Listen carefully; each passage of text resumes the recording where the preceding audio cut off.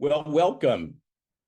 My name is Cornell Morton, and I serve as board chair with the Diversity Coalition, San Luis Obispo County, and it is my pleasure to welcome you to another program, another opportunity in our series, Fostering Understanding in Our Community, another opportunity to dialogue and to discuss issues of importance on behalf of the board, on behalf of the membership.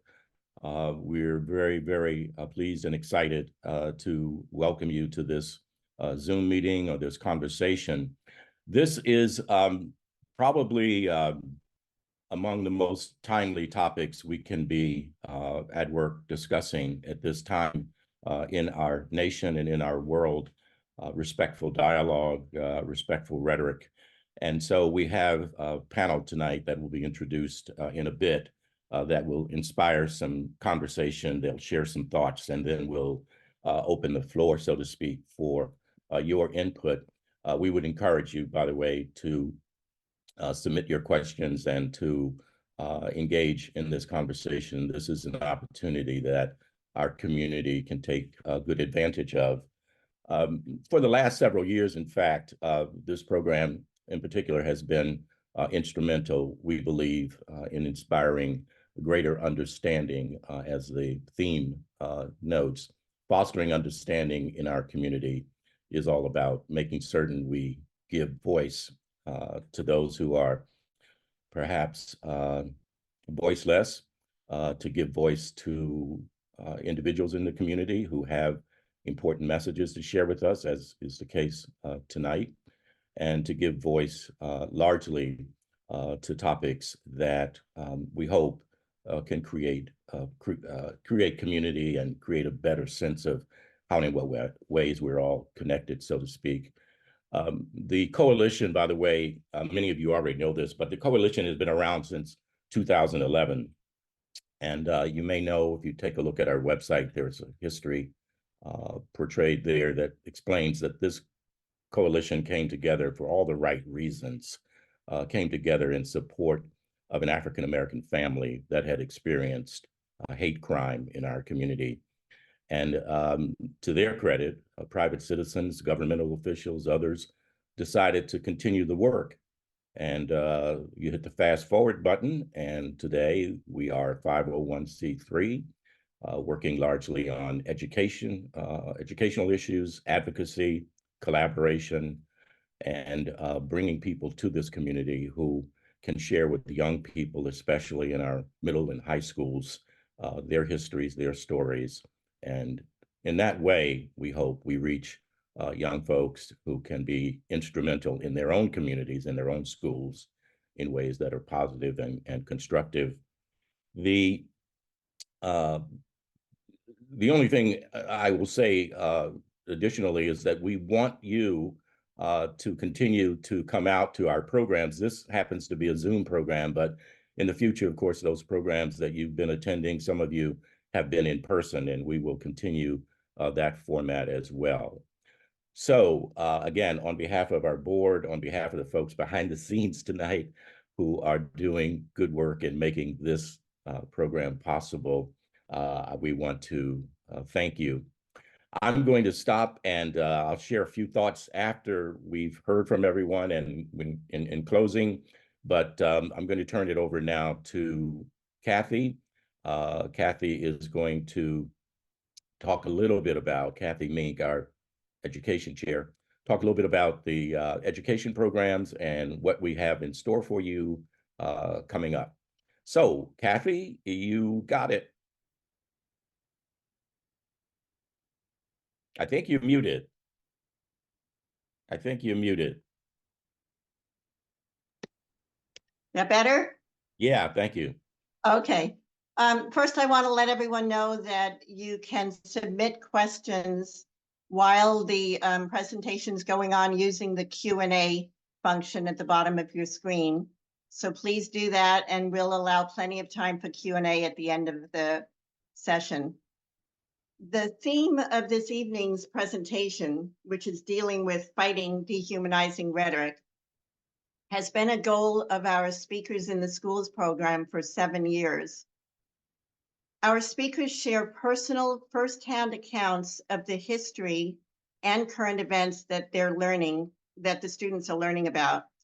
Our program has been growing, and for the last 2 years, we offered 16 presentations each year to our local schools. We kicked off this school year with our Chumash elder presenter on November 30th, who shared his ancestors' story with the 8th graders of 4 middle schools, reaching around 1,000 students altogether. I'm now working on a request for our Syrian refugee in February and our Pakistani refugee in March.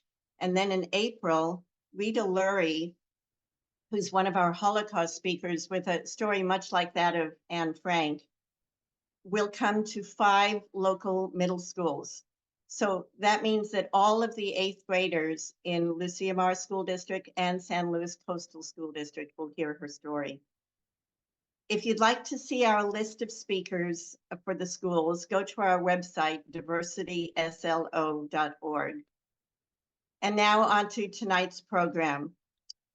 Our featured presenter will be followed by 2 esteemed community members who we're very fortunate to have with us tonight.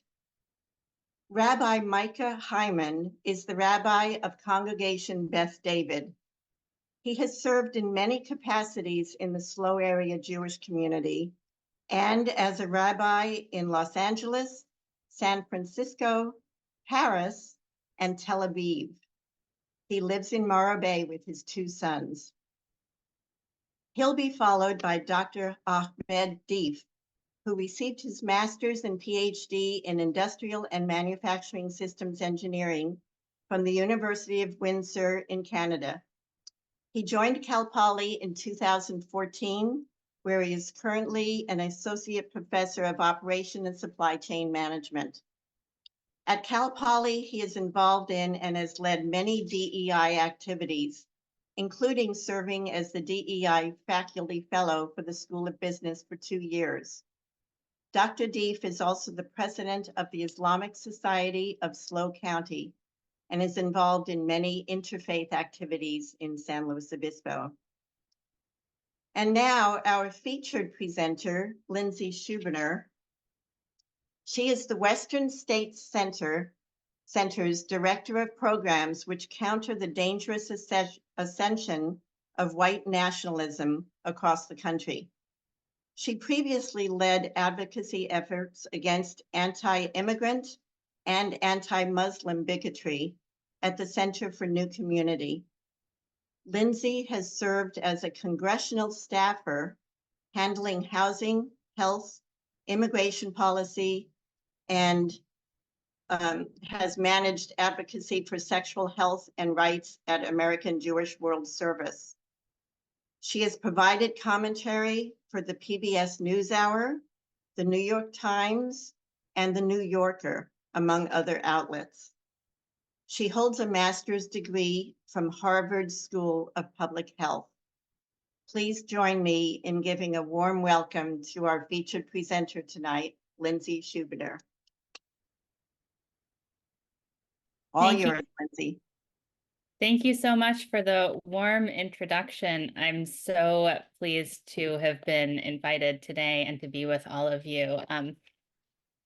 At Western State Center, we have been working for many years to counter the dangerous ascension of white nationalism in the US. My colleague, Wajahat Ali, called it the Thanos of our society, an enormous threat that is coming after LGBTQ plus people, immigrants, Muslims, Jews, other religious minorities, and so many more of us. And because there are so many of us that they're against, they'll use any opportunity to divide our communities. And right now they're using the current war in Israel and Gaza.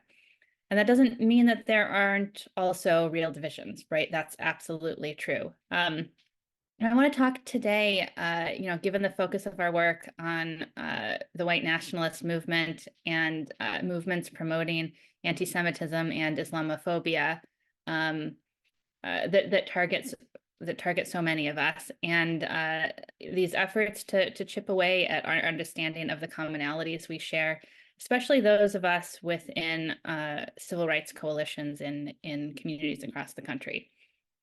So I'll be talking about the rise of Islamophobia and anti-Semitism in the US in the wake of the October 7th attack and the war in Gaza, how this fits into the bigger picture of these movements, and how white nationalists have been exploiting this moment to advance their own aims. I also want to talk about some of the consequences of bigoted and dehumanizing language, which we're seeing so often from these white nationalist organizations and other anti-democracy groups. But we're also seeing in a broader setting as well, right? As it becomes increasingly normalized, that's part of their goal, that's part of their problem, and that's part of what we're seeing and what we need to push back against. And so I'll close with things that communities and that all of us can do. There are so many unspeakable horrors happening in the war, with tens of thousands of people and families now dead, that, I don't want to minimize or justify any of the violence. And I think it makes sense that so many people are organizing and speaking out for what they believe. And I think there's also a lot that can be done to elevate the impacts of hate violence, which has risen so dramatically and so quickly in recent months in our own communities, to ensure that bigoted and anti-democracy forces don't continue to use this moment to organize. That's certainly not the only thing that we need to be talking about together and organizing around, but I think it's really important to all of us who are invested in the defense of an inclusive and multiracial democracy. So just quickly, I do want to include a note about the content. I'm going to be talking about overt Islamophobia, anti-Semitism, and other forms of bigotry. And we do have a couple images that illustrate specific points. So these things can have different impacts on different people. So take care of yourself and feel free to step away, of course, if you need to. So first, I want to tell you a little bit about myself. I grew up in Metro Detroit. I was a young musical theater nerd, and I grew up culturally, but not religiously Jewish, and was raised mostly within a Jewish organization called Arbiter Ring or Workmen's Circle, which actually started as a mutual aid society in New York for Yiddish-speaking Jews who fled the pogroms in Eastern Europe in the late 1800s. And then it expanded to organize for workers' rights and engage in Yiddish cultural education after the turn of the century. And I never learned Yiddish, but I did continue to care deeply about how we can build power and support one another to achieve shared goals, which is also called organizing, and particularly in a US-based context, right? Starting at home. So I also grew up not really understanding anti-Semitism, right? I really only thought about it in the context of the Holocaust. So I started organizing eventually in college around issues of gentrification and housing and displacement, and made my way to immigrant rights organizing and then to anti-hate work, where I was really moved to learn more about where all the opposition to immigrant rights was coming from. People, the specific actors, the organizations that were promoting so much anti-Muslim and anti-immigrant bigotry that was having real and significant policy consequences. And I learned that they weren't just spreading bigotry, right? They were strategically mobilizing it to build political and structural power toward exclusionary and anti-democracy aims. And in fact, something that was surprising to me at the time is that the group I was working with picked the anti-immigrant movement as a focus because they knew that it was the issue that white nationalists were using at the time to gain traction in policy and normalize their ideas. This is, since then, they're still doing that, but it's also, they've made a lot of progress in their goals towards normalization. So we're seeing it much more overtly now too. Next slide. So white nationalists are obsessed with demographics, right? Their long-term goal is to create an all-white nation within the US, and they see immigration of people of color, including immigration of Muslim people, as moving them further away from this goal. And this is a key aspect of the racist and anti-Semitic Great Replacement theory. And I just want to briefly distinguish between white nationalism and white supremacy, because although sometimes those terms are used interchangeably, we use them differently. And it's a distinction that I think is really was really useful to me when I started integrating it into my organizing. So we understand white supremacy to be systemic and ideological and structural, and we use the term to refer to systems of oppression based on slavery and genocide that go back to the founding of the United States and even further, and that still operate at structural and individual levels. White nationalism, on the other hand, describes something different.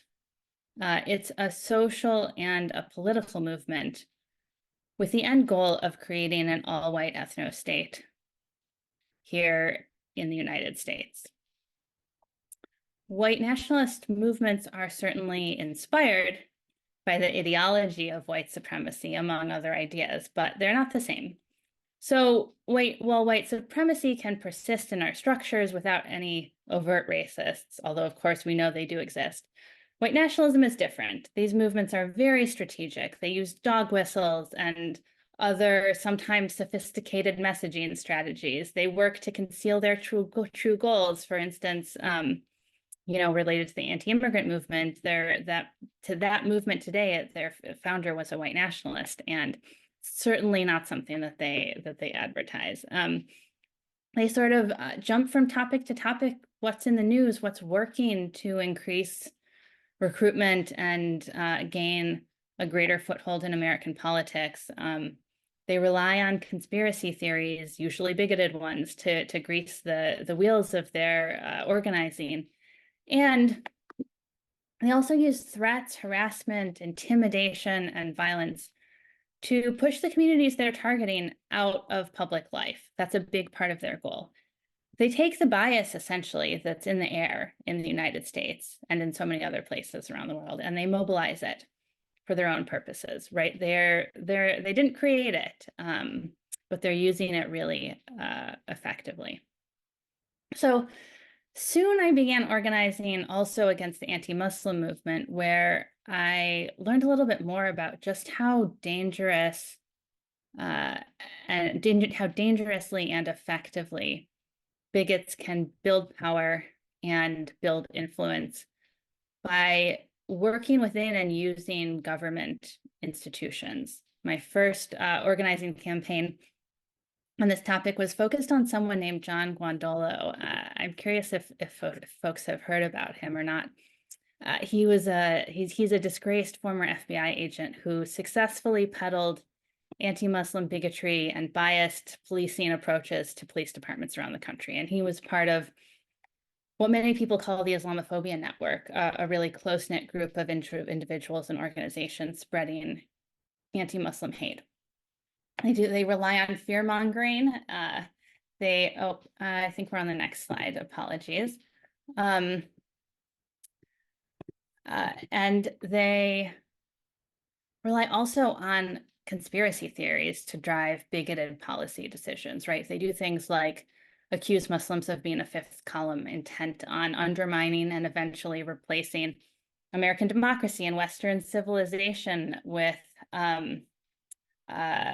Islam, a dangerous conspiracy theory known as civilization jihad, some people call it, which, as we'll talk about, really reflects core ideas in the Great Replacement theory. And I think, in this photo, we can see that never Sharia law evil, right? This is the kind of this is the kind of dangerous speech that I'll talk about a little bit later that can absolutely lead to violence. Some of the groups that are part of this movement include Act for America, Center for Security Policy, and many others.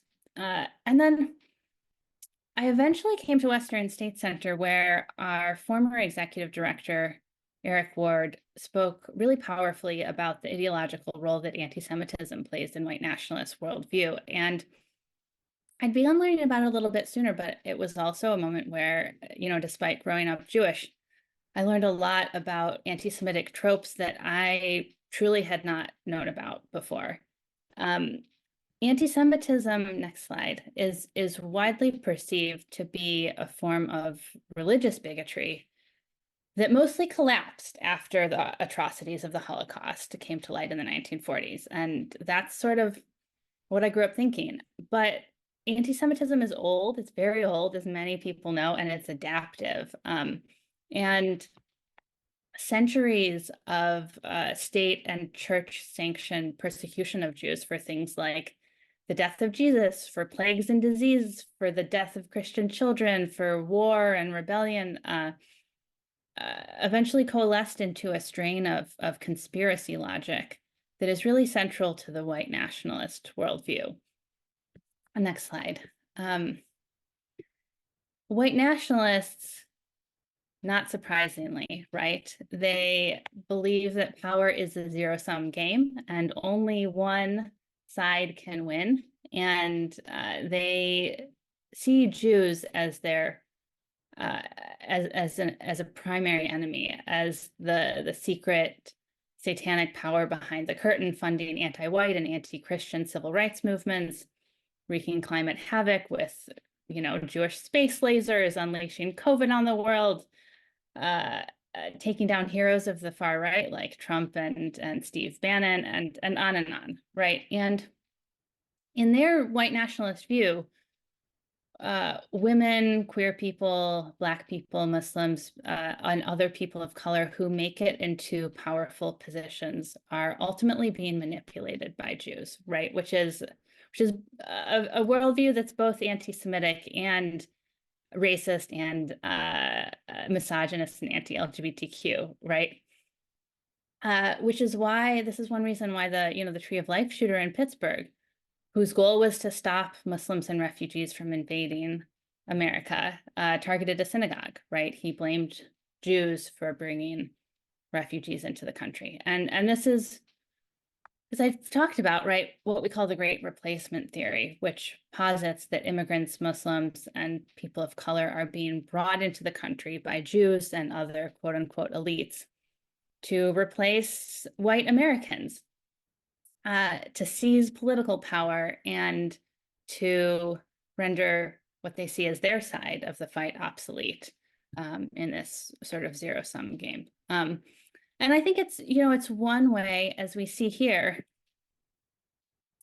in which we see very clearly how Islamophobia and anti-Semitism are deeply linked in white nationalist ideology. So, when we talk later about how they're strategically using this political moment and the war in Gaza, I think it's really important to keep that in mind, right? That they're actually not on any of our sides. And this is also not a fringe idea, the Great Replacement theory. There's been a lot of research on what percentage of Americans believe in some version of the replacement theory. And usually the data shows it's about a third of people, although it ranges sort of from a quarter to almost a half, depending on how it's measured and how the question is framed. And this also explains this belief in conspiracy theories and Great Replacement theory, that some powerful, awful force is secretly controlling things. It explains something that we see from a lot of folks in anti-democracy movements, white nationalists, Islamophobes, and other anti-democracy actors. Because if you believe, as they do, the conspiracy, the theory that the government is, secretly controlled by evil anti-white forces, it makes sense to instead pursue your goals using violence and other undemocratic means, right? And we also know the cost of this. Great replacement theory has been cited by multiple mass shooters as their justification for violence, right? It's a conspiracy theory that drove the devastating anti-immigrant, anti-Latino shooting at a Walmart in El Paso. It's behind the unconscionable deadly attack on Muslims at a Christchurch mosque. And it's also behind the horrific anti-Black massacre at a grocery store in Buffalo. And this is a lot of the kind of rhetoric that we saw spike in October online and in other places, and that we've seen continue over the course of the months afterwards. So I want to give just a few examples and data points. The Global Project Against Hate and Extremism reported in the immediate aftermath of the October 7th attack that there was an almost 500% increase in anti-Semitic and anti-Muslim online hate, particularly on unregulated social platforms that are very popular among white nationalists, like Gab and 4chan. Anti-Muslim hate speech on X, formerly Twitter, jumped 422% on October 7th and 8th, and rose 297% over the next 5 days, according to the Institute for Strategic Dialogue. And spikes in anti-Semitic content on social media platforms like TikTok were also widely reported in the aftermath. And of course, we all know about the real-world consequences in the US, right, with the murder of the 6-year-old Palestinian-American boy in Illinois based on anti-Muslim hate, synagogues around the country receiving bomb threats and swatting, and much more. And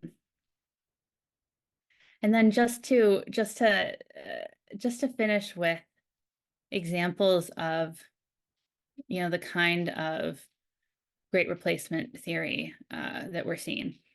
A November report from the Tech Transparency Project found that dozens of X Premium accounts, formerly Twitter, associated with white supremacy, were using the war in Gaza to spread hateful messages about Muslim people, Jewish people, and immigrants. And they cited one tweet from a white nationalist account that includes all of these forms of hate. They said, quote, "By bombing Gaza, the anti-white Jews will create a wave of anti-white refugees to our homelands.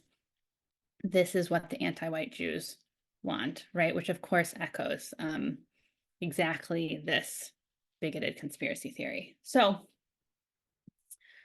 with all this in mind, next slide, how have white nationalists responded beyond spreading bigotry, right? What has their strategy been to divide us in response to the October 7th attack and the war in Gaza? They've attempted, I think not surprisingly, if you've been following them, to appropriate pro-Palestinian movements with the goal of mainstreaming anti-Semitism and increasing domestic conflict. And this really reflects a core strategy of theirs, which is fundamentally opportunistic and regularly attaches its exclusionary ideology to current events, right? I talked about that already, right? They'll jump from topic to topic. Whatever's in the news, whatever is working, a lot of times we see them sort of throw one thing after another at the wall and pursue with all their energy whatever sticks. It's a really key strategy of theirs, and it's worked before, right? To mainstream bigoted narratives in particular. One example is that white nationalists really pretty effectively inserted themselves into the conversation at the height of the COVID-19 pandemic, relying in no small part on anti-Semitic tropes, like false conspiracy theories that the pandemic was a Jewish plot. So they experienced a huge boost in the spread of their messages online by pursuing this strategy. which seeped into broader anti-democracy movements like those protesting public health measures, right? And I think we're starting to see some of the same effects in the current situation, with overt anti-Semitism increasingly reflected in language used by more mainstream anti-democracy actors. One example is Turning Point USA founder Charlie Kirk, who I think is really part of this trend that started in the fall, right? He's sort of flirted with anti-Semitism in the past, but his statements in the context of this international crisis are part of a pattern of escalation, where he blamed Jewish dollars for funding what he called cultural Marxist ideas. So white nationalists embraced and celebrated these comments of Kirk's. And I think it's also important to note that, as we talked about in terms of, white nationalist ideology, these efforts to exploit pro-Palestinian organizing don't necessarily reflect any deeper ideological alignment, right? Just a few days into the crisis, white nationalist Nick Fuentes admitted as much, and he's been behind a big part of this strategy and is a really quite prominent white nationalist. So he expressed apathy about the region, but argued that supporting Palestinians is a strategic opportunity to promote anti-Semitism. He said on his America First show that if Israel's action in Gaza, quote, is going to rally international support against them, then once again, this becomes a situation where the enemy of my enemy becomes our friend, right? And just to drive it home, more recently, he said he said publicly that when they take power, notice when, not if, white nationalists take power, he wants to give the death penalty to his enemies, and that includes all of us who are not straight, white, Christian men who support white nationalist ideals. And, I think that it's also important to say that, these movements of organized bigotry are of course not the whole story, right? As I've said, they're mobilizing the bigotry that exists within society. And we know that bigotry we grow up with can show up everywhere, right? Whether intentional or not. And sometimes it's intentional and sometimes it isn't. And these are things that so many of us are learning about from the moment we're born. And so unless we consciously reject them from our communities and the political spaces we're in, they'll show up. And that's true across the political spectrum. It's an important part of the conversation about what's happening now in our communities. And, I think one critical thing we can do is make sure that our own language doesn't intentionally rely on conspiratorial ideas, Islamophobic fear-mongering, or anti-Semitic tropes like blood libel.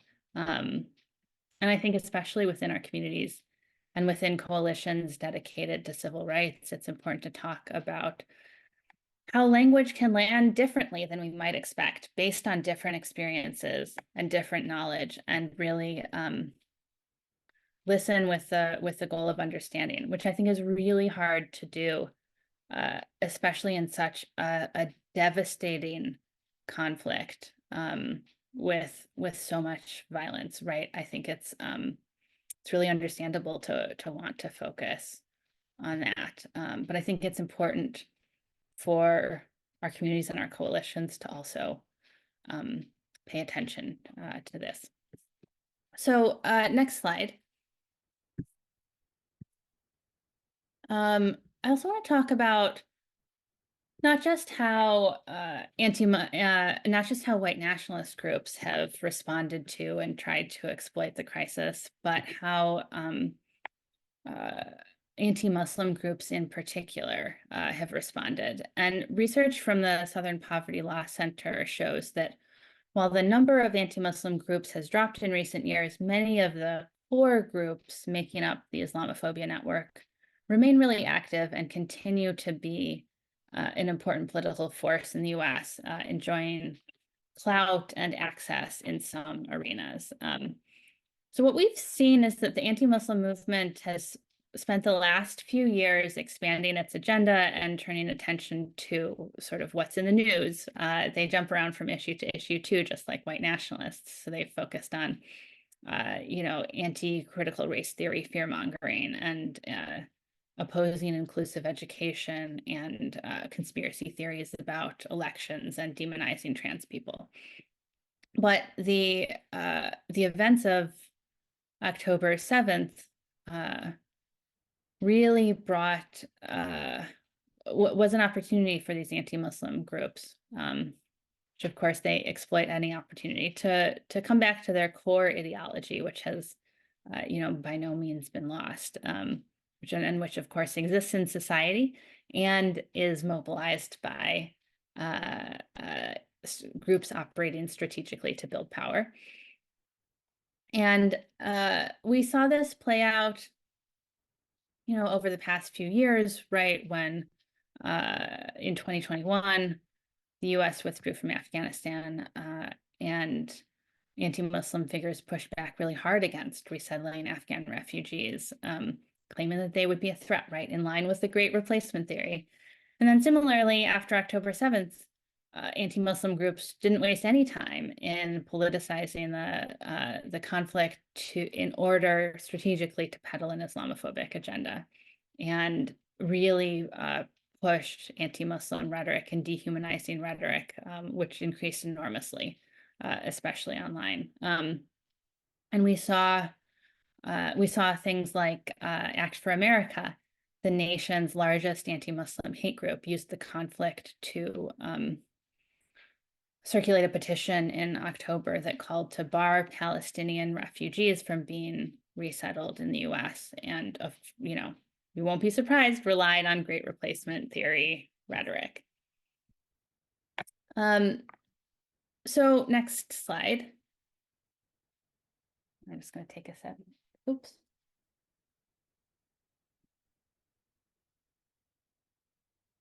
I think I've got another slide there.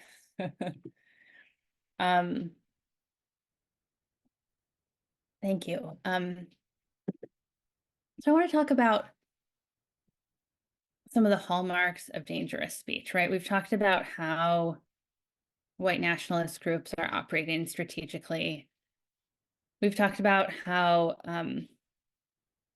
they're pushing to normalize expressions of overt bigotry, and that is having impacts in our politics and in our communities in many different ways across the spectrum.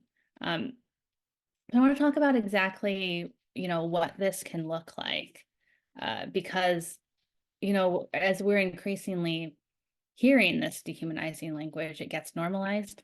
We start to think that it's okay, or at least not as big of a problem, or not as alarming, right? And I think we're even seeing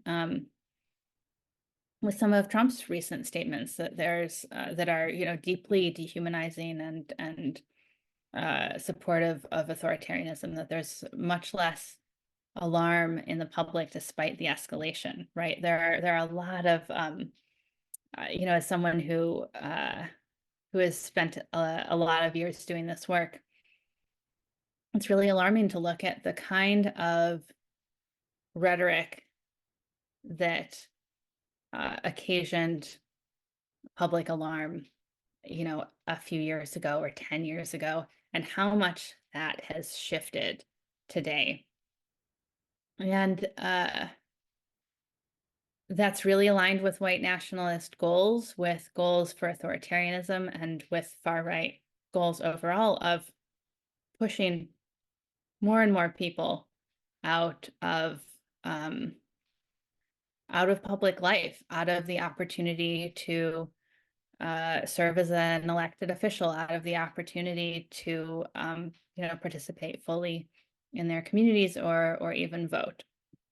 So it's really alarming, and I think we've seen it in a lot of places. So a lot of it, but not all of it, is from the organized groups that I've talked about. There's a great organization called the Dangerous Speech Project And there's a huge amount of academic research that's been done on what they call dangerous speech, which is speech that that is known to lead to violence or increases the risk of hate violence, of genocide, of violence against groups of people. So these are things like dehumanization, or describing people in ways that diminish their humanity, things like comparing them to insects or animals. This makes violence seem more acceptable. Another hallmark is called accusations in a mirror, which I think once you learn about it, I think you can see it in a lot of different places in our public discourse, and many of you have probably noticed it already. Right, these are assertions that people listening, the audience, faces serious, dangerous threats from the group that they in fact are targeting, right? Which increases the possibility of violence against that target group itself. So they sort of turn it on its head. And this term was found in a guide for making propaganda that was discovered in Rwanda after the 1994 genocide. It's another way that people can make violence seem necessary. Then the next one is assertions of attacks on women or girls, which is related to the last hallmark around purity or contamination, right?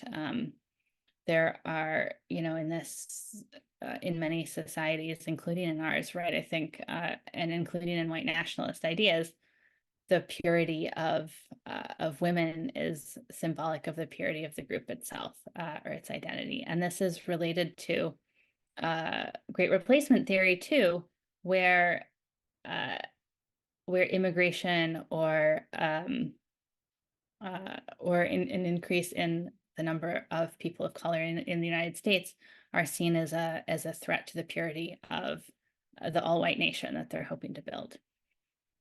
Coded language. We've talked about dog whistles, right? That's of course an example, but including phrases and words that have a special meaning for the audience is a hallmark of dangerous speech. And finally, impurity or contamination, giving the impression that members of a targeted group might damage the purity or integrity of the audience. So these are things that I always try to watch out for when I listen to elected officials speak, when I listen to speakers from my community or other organizations, and are sort of flashing red flags that say wait and look at this closer. This could be dangerous. And a lot of times you see it in places that you expect, and sometimes you see it in places that you might not. At least for me. Next slide.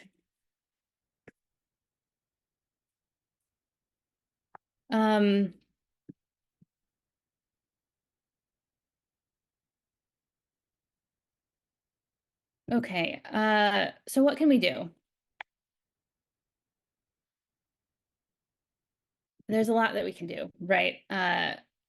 Centering communities that are most affected.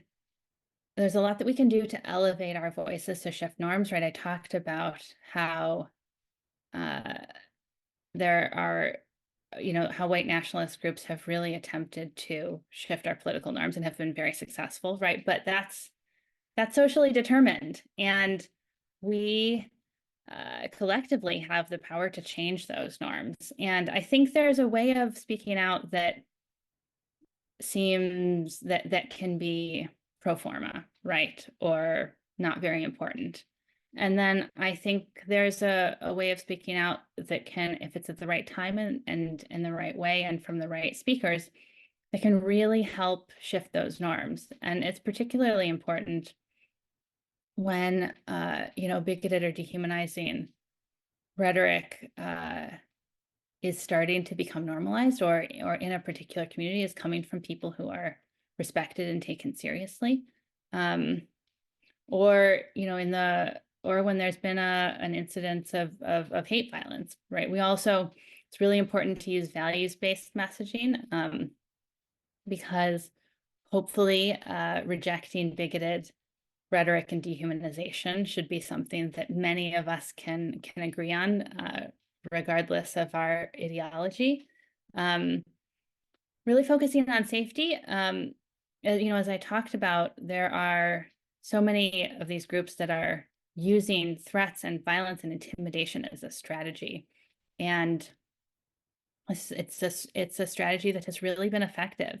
It has pushed numerous public health officials and elected officials and elections officials and other people in public life out of their leadership roles because of concerns for safety. And that's something that is often politically determined, right? These anti-democracy groups will look for where there's an opportunity, a political opportunity. They're opportunistic.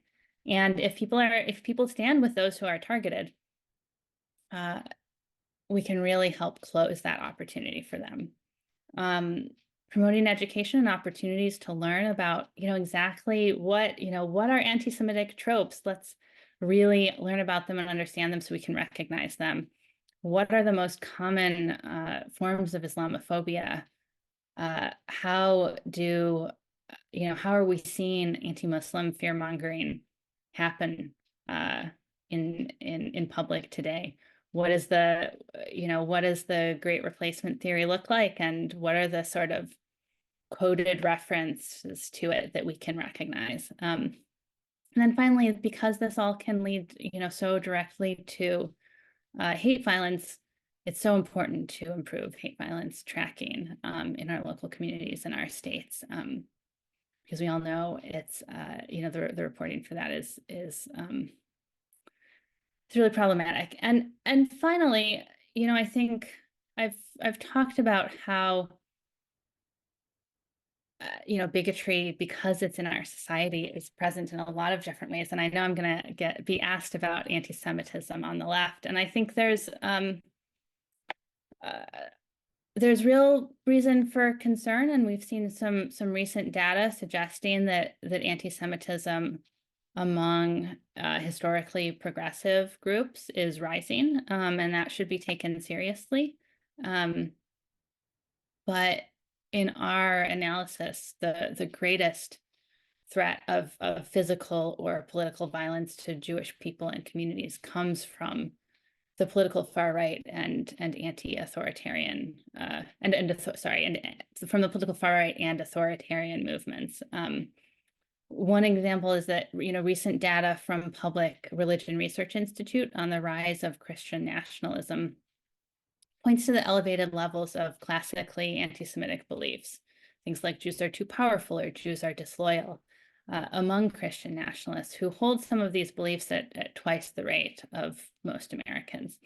And this is especially concerning because this same study evaluated the propensity toward physical and political violence among Christian nationalism adherents, and found people who hold Christian nationalist views, including anti-Semitic views, to support political violence at significantly higher rates than most Americans. So that's deeply concerning, and I think, you know, informs the reason why you know, we focus so significantly on bigoted and anti-democracy movements. So I'm really looking forward to the conversation, the questions, talking with all of you about what more each of us can do to speak out against bigoted rhetoric and dehumanization.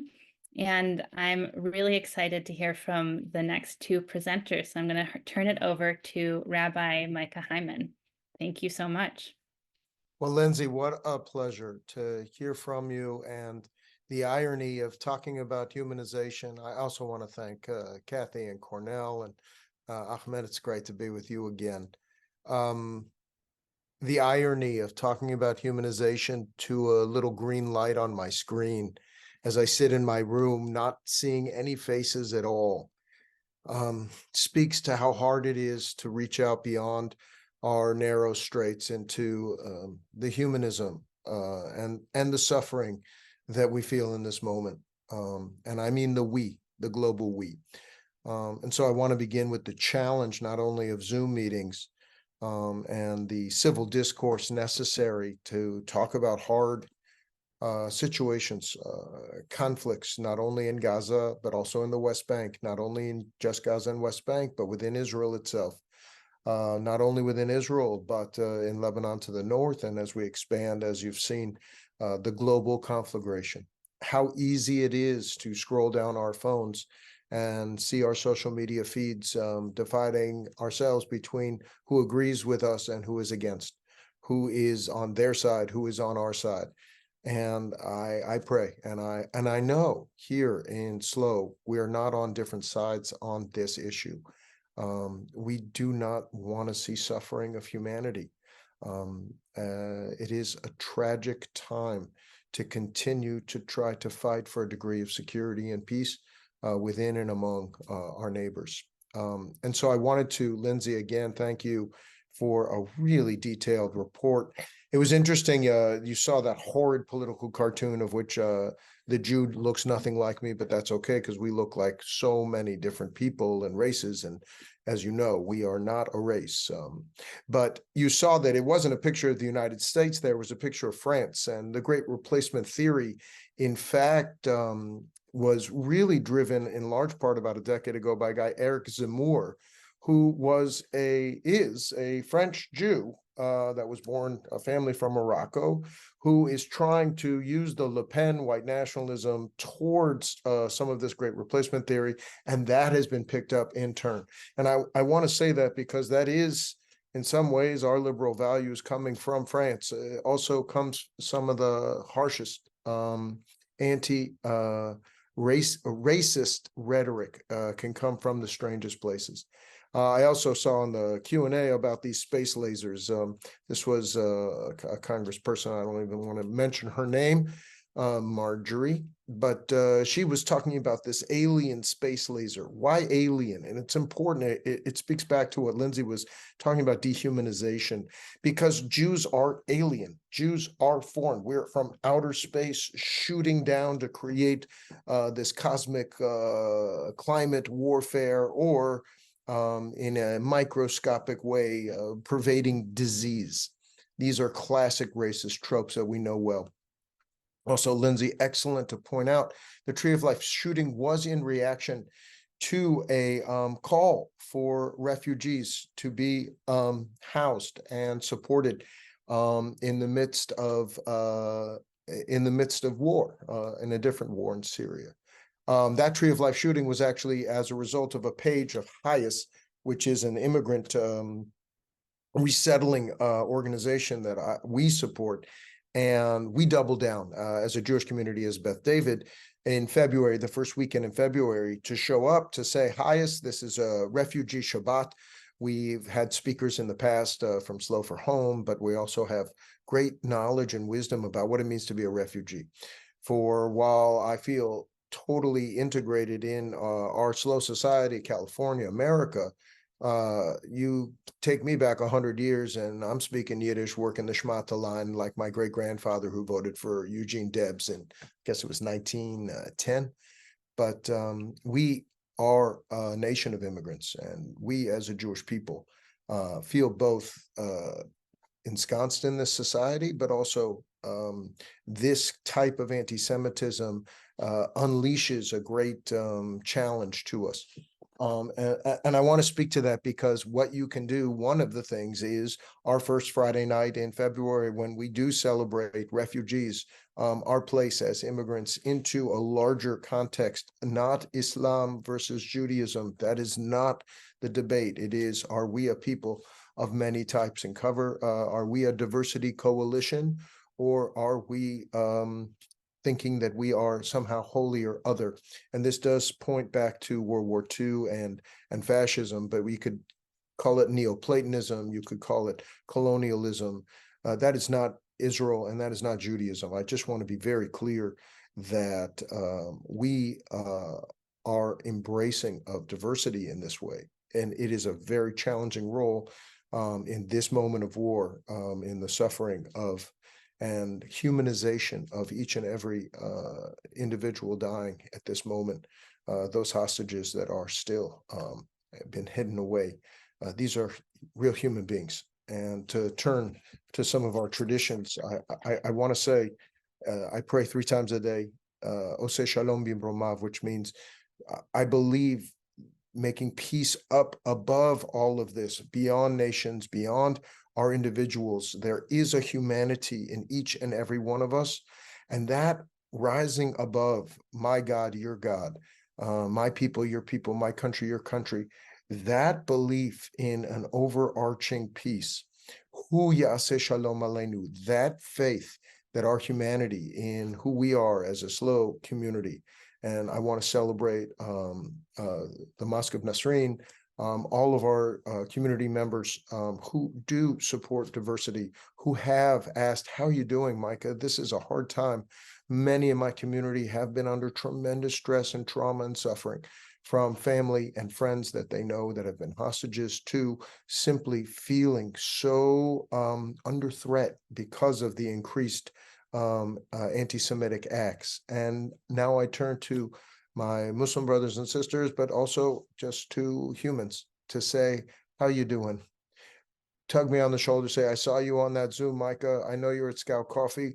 I'm just curious, what do you think about?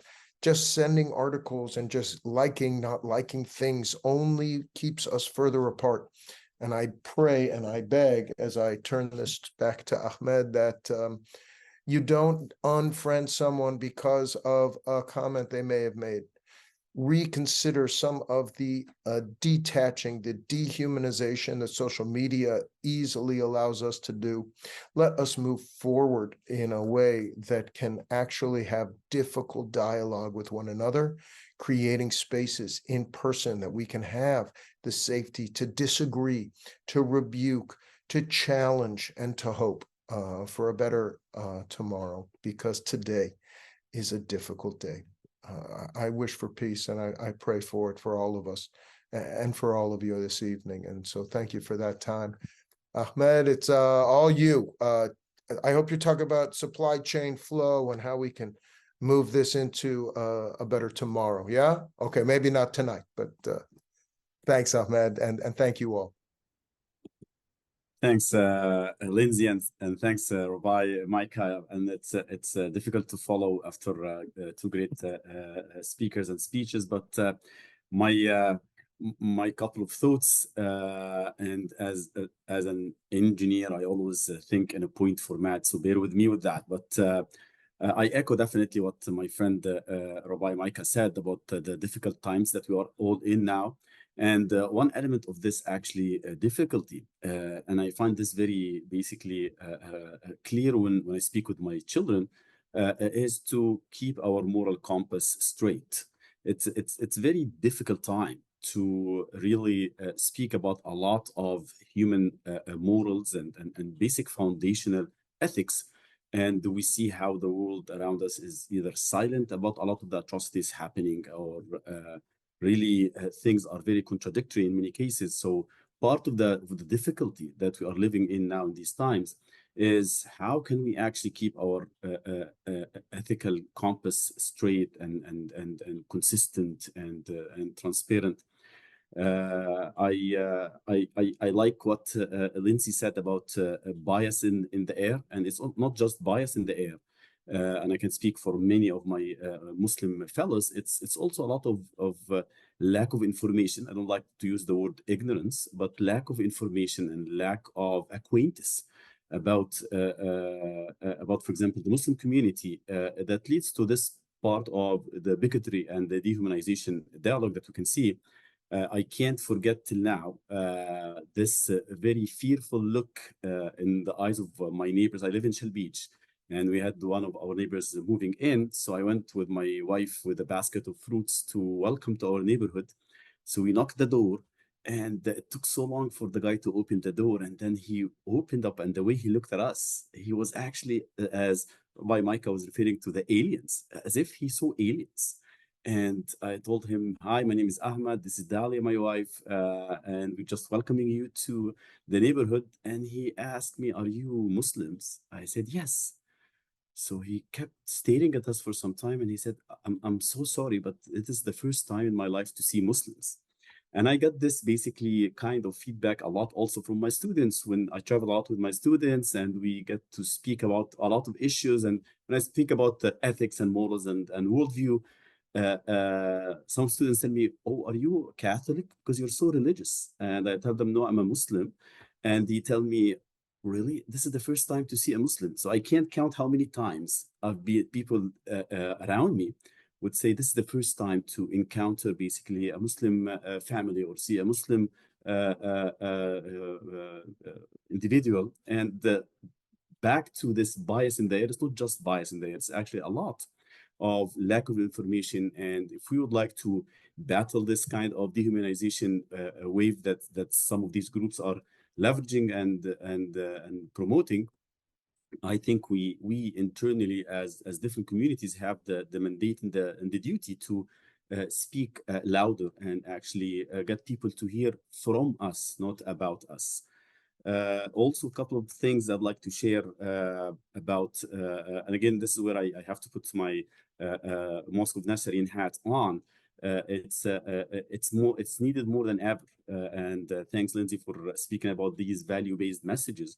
It's needed more than ever to really put forward the values that all basically religions and I speak here specifically about Islam forward on how this value-based platform is the platform that we need to actually each one of us speak from. In the Quran, in the Holy Book of Muslims, God says and that we dignified all children of Adam. So it's everyone, and there is no room for this kind of dehumanization or singling out a group.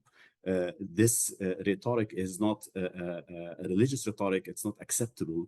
Again, in the Quran, in many verses, God would speak about how everyone is being equal, and that we need to stand against every oppressor who try to divide people in this kind of categorization. And the story of Pharaoh and Moses and the people of the Israelites is very clear in the Quran about how it was that oppressor that actually used that same rhetoric that we can hear again in these days.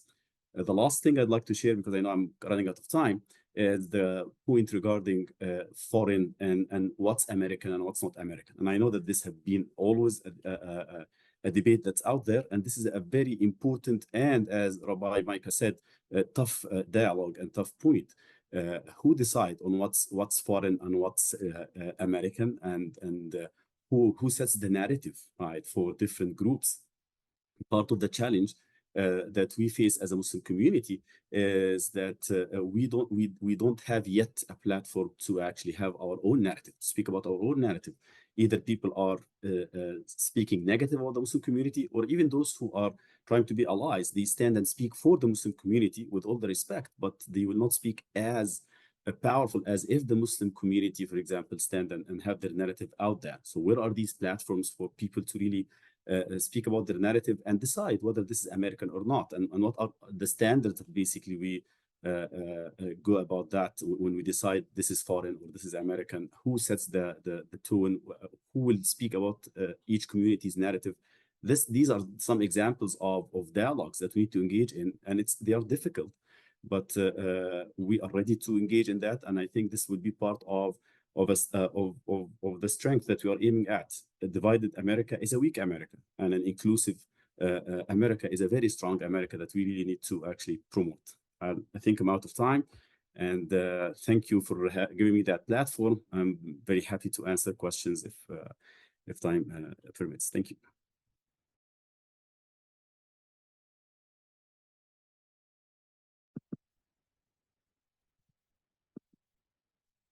Thank you so much.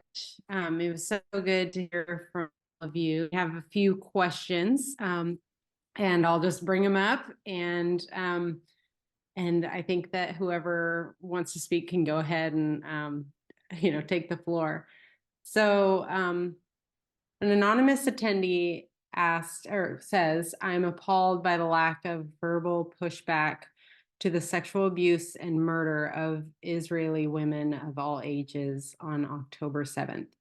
How do white nationalists use dehumanizing hatred towards Jewish women?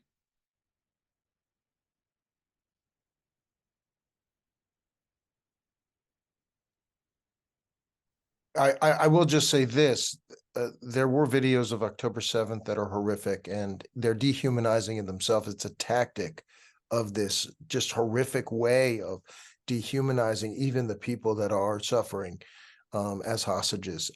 There was a county supervisor in San Francisco, trying to make an amendment to an announcement, and mentioned the sexual violence that was perpetrated on October 7th. And that was in turn turned against him as a conspiracy theory. I think it's very important in a sensitive issue like that, not to choose sides here, but to really call out and to support those that have been victims of sexual violence. And even for me to say, we need to create safer spaces to have these very sensitive conversations, and Board of Supervisors meetings may not be the ideal space to have this kind of humanizing dialogue. The violence is real, and Lindsay, this is a specialty of yours, so I'm going to stop there. And that I turn to my teachers, my rabbi, so to speak, Lindsay, as an expert in this area. Yeah, thank you for those comments. The attacks were horrific, and including the sexual violence that happened. And I think we see both anti-Semitism, as I talked about, but also a huge amount of misogyny, as I talked about a little bit last, right, from white nationalist movements. And male supremacism is an enormous problem, and is something that has, if we're talking about normalization, right, has made huge strides in that, and is one of the things that white nationalists and other anti-democracy movements use, particularly when reaching out to young people. They make jokes that are misogynist, or they call them jokes, right? But there's, as we talked about, coded language and a hidden meaning to bring people on board. And it's often a little bit later that the anti-Semitism arises in their recruitment models. So this is combining that question with the question about organized bigotry towards women, which certainly exists, and I'm happy to share a few resources in the chat as well. Let's see. So, go ahead. No, just yeah. And again, this is basically a part of my first comment about basically having our compass straight. And again, it's across the board. So the core question in itself is something that can get some people uncomfortable, because singling out again the women on that side versus, for example, the atrocities that we see on the other side every day, women losing their kids and suffering and crying. And again, so this is to Rabbi Micah a point about not singling one side over the other. Our hearts are breaking with all, right? So we need to be appalled for all. And it's the question itself again points to where we need to take a better step forward toward everyone and not singling one. Yeah, I think that's absolutely true, and so incredibly important. There's so many horrors happening, and we can't minimize or ignore any of them. And I think also we have to balance recognizing and validating and rejecting the horrific things that have happened with, knowing that one of the hallmarks of dangerous speech is talking about sort of purity related to women and girls. So I think it's an important question of, how do we, talk about the real violence that has happened, and do so in a way that is, sober and direct and clear, and avoids, that kind of dehumanization. Okay, and the next question is should white nationalism and white supremacy be categorized as a mental illness? And then he went ahead and expanded it to say his question to include anti-Semitism and racism. Should it be considered as a mental illness? Any thoughts on that? Yeah, sure. I mean, I'm I'm not a psychologist or a psychiatrist, but what we are looking at, I think, are political and social movements, and I think it's important to look at their goals and their strategies and not write them off as people call them crazy, right? I think we need to take them seriously as a serious threat, with clear political and organizing goals that they're pursuing, actually many of them in a rational manner based on the horrible things that they want to accomplish. Right. Yeah. You give a hard no to mental illness and racism. That is not a mental health issue. That's a cultural endemic problem that I have tremendous compassion for mental illness, going to support and do what I can. That's not going to include racism or someone who has a megalomaniac narcissistic personality. That may be a disorder, but it is connected with some other kinds of really nefarious subjects, so that the clearer we can be with our medical. I was a chaplain for a few years in mental health, so it's very important to kind of separate what are societal systemic issues that we really do have to struggle with, and mental illness, which is, again, isolation and suffering that I treat categorically differently. Although, Father Ian, let's have another coffee, because I can't wait to have a discussion on that one. Don't know where you stand, but yeah. Right. Okay. Unless Ahmed, you had anything to add, I could go to the next question, or No, yeah. please go ahead. Okay. So how do you stand with South Africa's charges against Israel of genocide? How can we speak out against the violence without being accused of being anti-Semitic?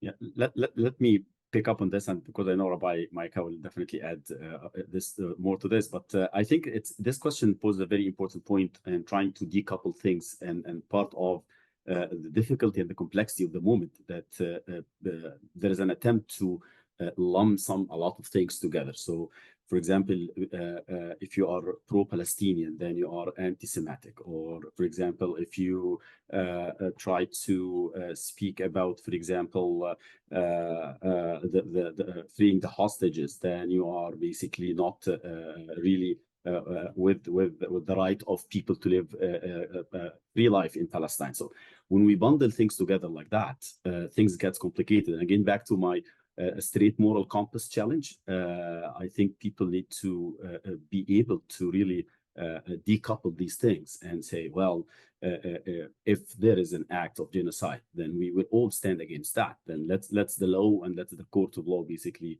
see if this is right or wrong. And this will never mean that I'm anti-Semitic or I don't love Jews, for example. Absolutely, it's the total opposite. It's actually because I love everybody. I would like to really support the justice that whenever it prevails, it will help everybody. So the decoupling is very important, and not really putting everything together is a very important thing that we need to do at these times.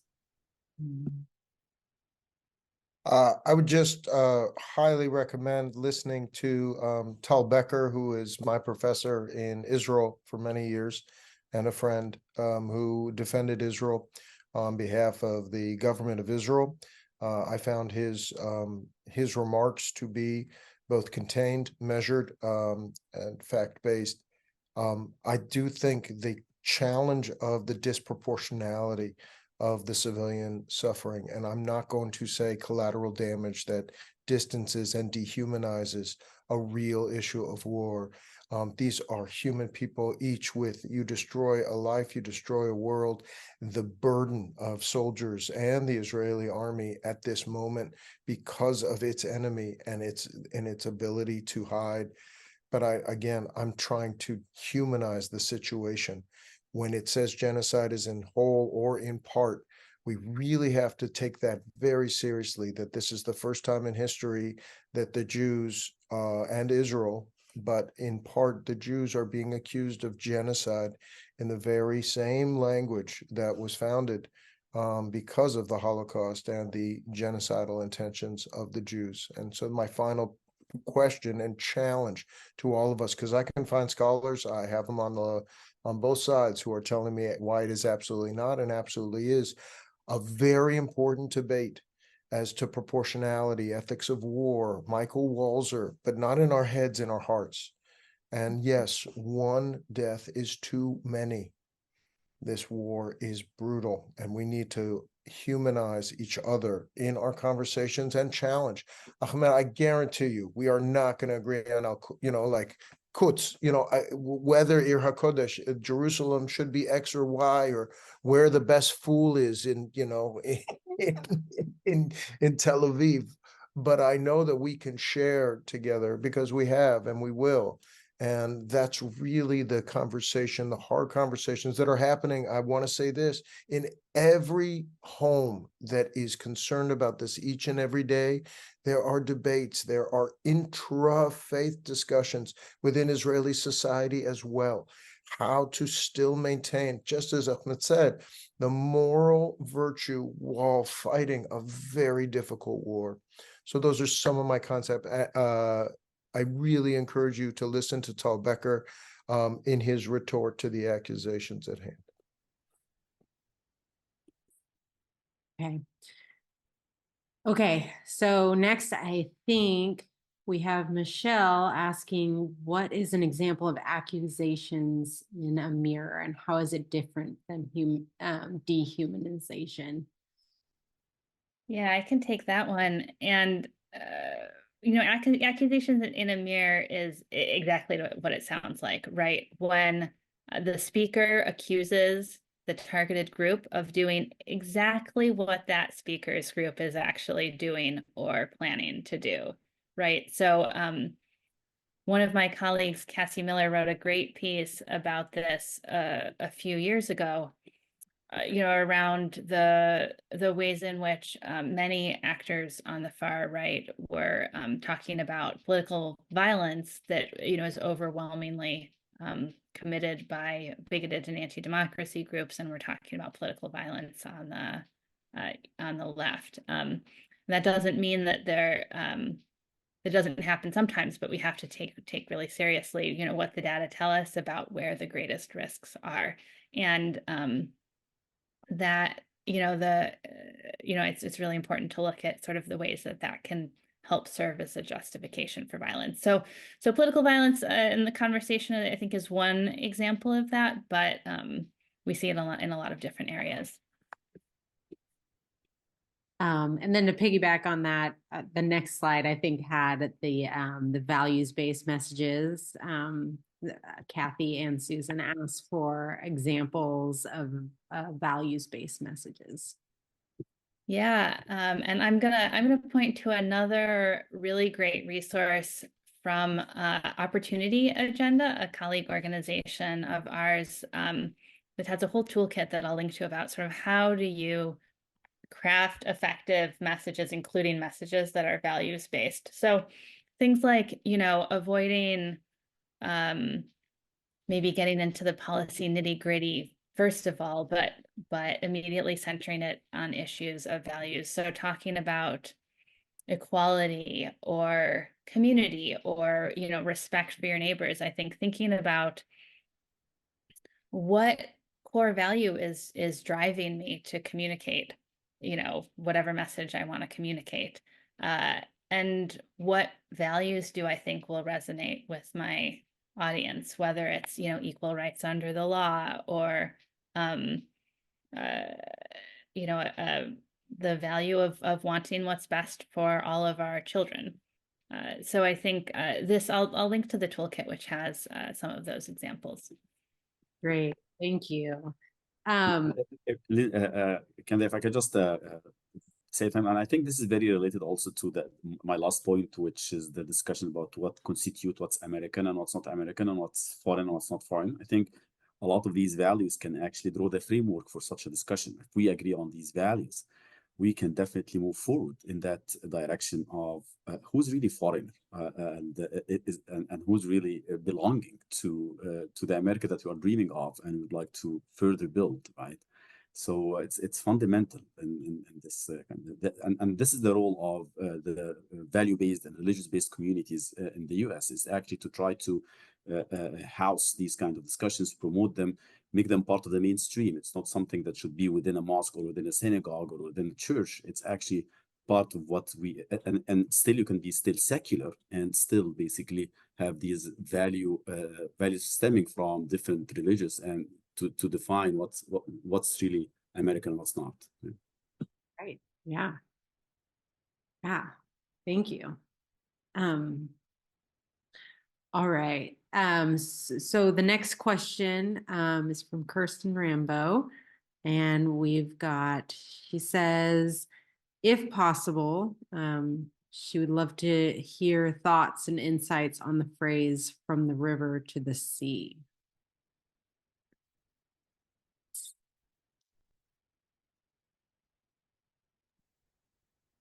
Well, this is we call this loaded terms that require a lot of unpacking.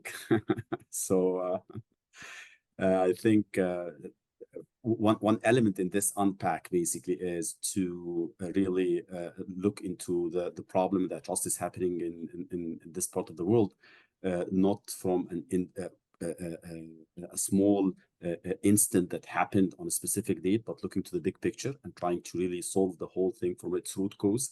So it's not what happened just in this date or in this location or with this group. It's much bigger than that. So remember, it's a problem. It's not a Gaza problem, and it's not a hostages problem. These are just side effects of a problem that has happening from the river to the sea, and we need to sit and talk and find a peaceful, sustainable, feasible solution for everything, right? So I would look at it from that perspective, that it's a call to really get into the root cause of it and looking into it from a more historical, comprehensive perspective, in a sense. Oh, Ahmed, we were so close to not having any disagreements ever, but that would be absurd, right? So from the river to the sea is a code for many, for some. To say that Palestine will be free from the river to the sea is from the Jordan River to the Mediterranean Sea. And for many Jews, it feels like that is an erasure of the state of Israel. Whether that is what is meant or not, I will quote not Supreme Court Justice Robert Bork with First Amendment on a different issue. You know it when you see it. I disagree. I don't think you always know when you see it. And I remember in PalFest, the document was, it's simple. No, it's not simple. So here is where, and this is where I take a note from my son who's on campus and has been dealing with a lot of anti-Semitism on his campus. I'm not going to name it, but he, rather than, doing a counter protest, you'd love this, Ahmed. He goes, hey, that's a cool sign. Wow, what font is that? Do you know that font is a German font from the 1930s? I'm curious why you use that. To begin dialogue around something that is seemingly innocuous, or, oh, cool. For me, for example, a watermelon pin. Cool. Tell me about it. Talk to me about it. These signs and the symbols to humanize the conversation. The poster is dehumanizing. And if I read the wrong message from it, I continue to dehumanize. Talk to me about it. Tell me about it. You're giving me a pamphlet. Talk to the person. So I want to give the shot, which is the straight read. That for many, for Zionists, that from the river to the sea is an implication that there is no state of Israel. It is Palestine will be free. That could be the implication, but there's also that there is a one-state solution, that there is a post-Zionist solution. There are a number of ways. As Ahmed said, I think you're right. It could be that this is a challenge and we want freedom in this area. And that is also a read, very rabbinic. You could read it this way, you could read it that way. And sometimes a cigar is a cigar. So that's important in a conversation and humanizing again.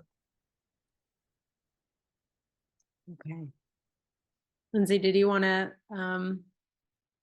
I think the panelists covered a lot of the important points there. Okay.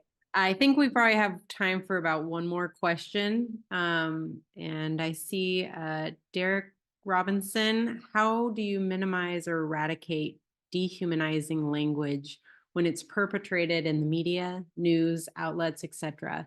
Do any of you know if there's any legislation to monitor or remove languages that push additional separation? I can take a first stab at that. I think it's really hard, right? And I think there are, as another questioner mentioned, right, there are a lot of power differentials that are in play here, and that has to inform how we respond.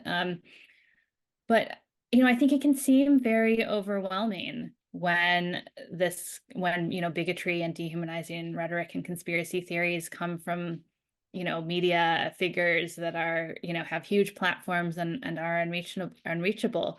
But there's a lot that we can do within our own communities, right, to push back against the normalization of this kind of rhetoric. While people do, their norms are shaped by what they see online and on TV. Their norms are also shaped by what they see in their community and the language they hear from people they respect. And that's absolutely something that all of us can model, and also call on our local institutions and elected officials to model, both speaking in respectful ways that avoid bigotry, but also calling out bigotry when they see it. And then I'll finally offer just, I use the example of John Guandolo, the anti-Muslim law enforcement trainer and bigot. And we organized with a lot of different communities over the course of many years. When he would hold trainings, and many organizations were involved in this, when he would hold trainings, we would speak out, we would advocate, we would try to get the venues to cancel it, and that worked slowly over the course of many years. And just this year, or last year, 2023, he announced that he was closing the doors of his firm. And so I think there's a lot we can do in our communities. And when these white nationalist or bigoted actors come to our communities, there's a lot we can do to push back against them in ways that can have really significant impacts. Yeah. Yeah. So I'll start at home. If I hear my kids quoting, Andrew Tate, so let's just take it outside of Israel and just a classic misogynist bigot. This guy is not allowed in my house. That word, that rhetoric is not allowed in my house. Not in my house, not on my phone. That's not happening. And my kids know that they're going to have to suffer through a discussion about, because their mother passed away, she is not here to represent not only just being a human, but being equitable and kind. And the language of rhetoric. Not to say that they love it, they're doing it to goat me. So I start with my teens, and then I move it from there. When you hear depersonalizing, anti-Muslim, anti-Semitic rhetoric, I think it's important to both say, no, that's not in this house, that's not in this space, and to have the conversation. What's the qualitative benefit? We're not going to defeat social media, but we're certainly going to give our best to promote humanity, diversity, and hopefully this event has been another step in the right direction. So thank you all. On my last basically line, and so I know Cornel would like to close it, but I think we need to work together, and we need to actually put hand in hand. This is basically the best way. It's legalization is important, laws are important, but really to change people's minds and hearts, it's actually us getting together. Again, as I said, divided America is a weak America. Inclusive America is a strong America, and we need to actually prove this and walk the talk, as they say. Thank you. Yes, absolutely. All right. Well, I think that we are out of time for the questions, but Cornell wanted to hop on and Yeah, I'm just going to thank you, Kendra, for your extraordinary role as the moderator there. Did a great job. And thanks to all of you, by the way, who are with us tonight and raised some very important questions and comments to our panelists. Lindsay, thank you so much for that very thorough understanding about where we are and where we might go and what the issues look like inside our own country and beyond. You know, I was reminded that our own government, the Justice Department and others, our president and so on, you know, they've explained to all of us that our greatest terror threat rests inside this country. Call it white supremacy, call it white nationalism. That's where, you know, we continue and should continue to focus. And unfortunately, as all of us know, the scapegoating and the laser talk and all the rest of that nonsense has been, unfortunately, in many ways endorsed by some national leaders who I won't mention, but apparently are leading the race in the Republican Party. But this question of rhetoric and conversation and how and what ways we address it is so critical, and I really appreciate it. Ahmed, thank you for your comments about that moral compass. You're exactly right. You're exactly right. That's where we need to continue to understand how to center ourselves around not only care for self, but care for others. And Micah, your comments about how you carry out that, what is it, that rearing of young people in your own home. That's an example. And I know that I'm sure you speak for others as well who are parenting in these tough times. Parenting in these tough times with young people is challenging. And you know, as a grandpa, I can even attest to that. So I'm going to close off by thanking you once more, each of you, for your contributions tonight. And we look forward to more conversation. So have a good night, everyone. And again, to our extraordinary panelists, thank you so much for giving us your time and effort tonight. We really appreciate it. Thank you.